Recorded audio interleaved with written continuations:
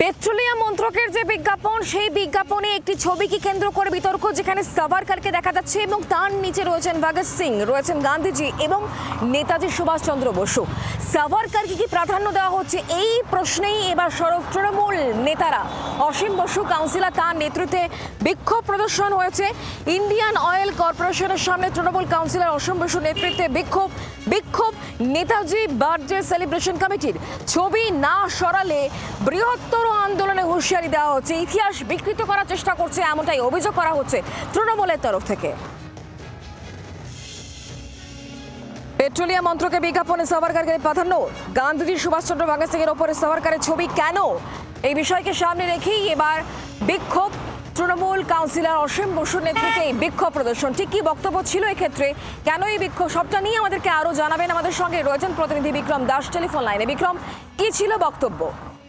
দেখো, কেন্দ্রীয় সরকারের অধীনে ন্যাচারাল গ্যাস এবং পেট্রোলিয়াম মন্ত্রকের তরফ থেকে গতকাল একটি সোশ্যাল মিডিয়াতে পোস্ট করা হয়, যেখানে দেখা যায় যে জাতীয় পতাকার ওপরে সাভারকারের ছবি রয়েছে। এবং শুধুমাত্র তাই নয়, নেতাজি সুভাষচন্দ্র বোস থেকে শুরু করে গান্ধীজি এবং আরো বেশ কয়েকজন স্বাধীনতা সংগ্রামী, তাদের কিন্তু মূলত সাভারকারের নিচে রাখা হয়েছে। এবং এখানেই যাবতীয় বিতর্ক, এবং সেই বিতর্কের মধ্যেই যেটা আমরা দেখতে পেলাম আজকে, যে অসীম বসু, যিনি ভবানীপুর এলাকার কাউন্সিলর, তিনি ইন্ডিয়ান অয়েলের যে লিড রোডের অফিস রয়েছে সেখানে গিয়ে তিনি বিক্ষোভ প্রদর্শন করেন এবং একটা বক্তব্য যে অবিলম্বে ওই পোস্ট থেকে সাভারকারের ছবি সরাতে হবে। কারণ যে সমস্ত স্বাধীনতা সংগ্রামীদের পাশে সাভারকারের ছবি রাখা হয়েছে, সেখানে কিন্তু একদিকে যেরকম জাতীয় পতাকাকে অবমাননা করা হচ্ছে, পাশাপাশি সেই সমস্ত স্বাধীনতা সংগ্রামীদেরকেও অবমাননা করা হচ্ছে। এবং এক্ষেত্রে দাঁড়িয়ে অবিলম্বে যদি এই পোস্ট না সরানো হয় বা সাভারকারের ছবি না সরানো হয়, তাহলে কিন্তু বৃহত্তর আন্দোলনে যাবেন তারা, এমনটাই দাবি করেন আজকে অসীম বসু।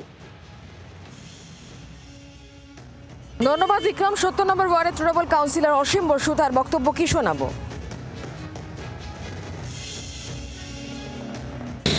সেই দপ্তর থেকে একটি পোস্ট আপলোড করা হয়েছে, যেখানে আমরা দেখতে পাচ্ছি যে আমাদের জাতীয় পতাকার ওপরে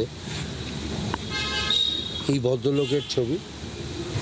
তো এই মানুষটাকে দেশনায়ক করার যে চক্রান্ত করছে গভর্নমেন্ট অফ ইন্ডিয়া, এটার জন্য আমরা প্রতিবাদে সামিল হয়েছি। আলটিমেটলি ইতিহাসটাকেই বিকৃত করার চেষ্টা করা হচ্ছে। গভর্নমেন্ট অফ ইন্ডিয়ার এই সরকারকে ধিক্কার জানাচ্ছি, এবং অবিলম্বে যাতে এই যে, যদি এটা ভুল করে হয়ে থাকে তাহলে অবিলম্বে যাতে এটা বদলানো হয়, না হলে আমরা বৃহত্তর আন্দোলনে যাব।